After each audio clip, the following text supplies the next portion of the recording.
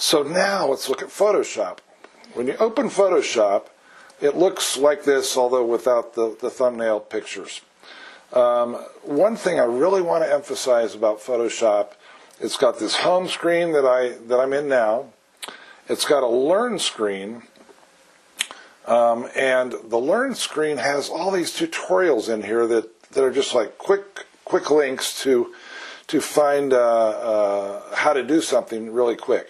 So this one, how to change a background, how to save a photo in the best format, adjust the intensity of the colors, those kind of things. And these are great little tips that probably a lot of people don't know about.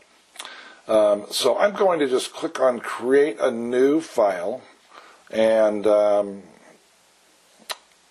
just go with whatever was in there. And this is kind of like the basic workspace that that Photoshop gives you when you are when you just downloaded it. It's not very intuitive, and it doesn't work very well for me as somebody who's in Photoshop all the time, as somebody who teaches it. So I'm going to recommend and request that you try to have your workspace set up in the way that I've got it set up, at least for our classes, because that way it's easier to follow. I have found that rather than having the layers on the right-hand side, where I have to scroll all the way across to get a tool and then go over and adjust a layer and then make a change on the inside, I like the layers over here on the left side. So I'm just going to drag those guys over, and that's where I'm going to have layers. I'm also going to have adjustments over there, same thing, and properties. So all three of those palettes I'm going to have over there. The color swatch can be moved over, the color palette. The swatches I just don't use that much, so I'm just going to close that one. Same thing with paths. Close that one. Channels, I use channels all the time, so I'm going to move that guy over. And then libraries, same thing. If you don't know, you can save a lot of your Photoshop work, things that you're working on all the time, templates, what have you, to Photoshop Adobe libraries, and it's there, it's in the cloud, you can get to it from any computer, things like that. So once you've done this, the only thing that's left is to set up your tools the way you want to. Okay, so now that we've got our Photoshop workspace all set up, I want to talk a little bit about tools. And your toolbars over here, you're going to use these all the time. You're just going to click up and down, things like that.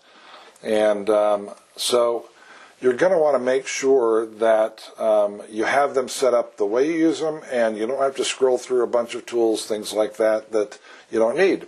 So what I like to do is I like to go into the Edit menu and then scroll down to Toolbar.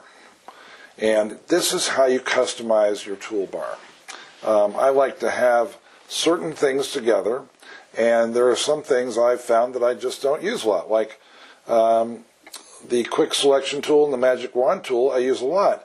But I also use the Lasso tool with both of those. I am actually going to move that down to the group with the Quick Selection tool and the Magic Wand tool.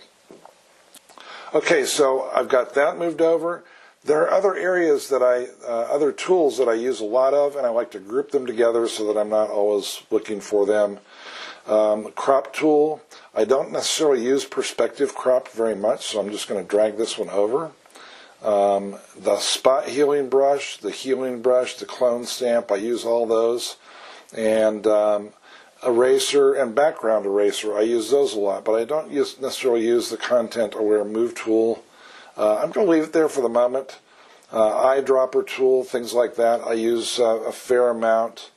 Gradient tool, I use a fair amount, but it's in its own group, so I can move it up to like maybe with the crop tool. That way I've got a different group for that.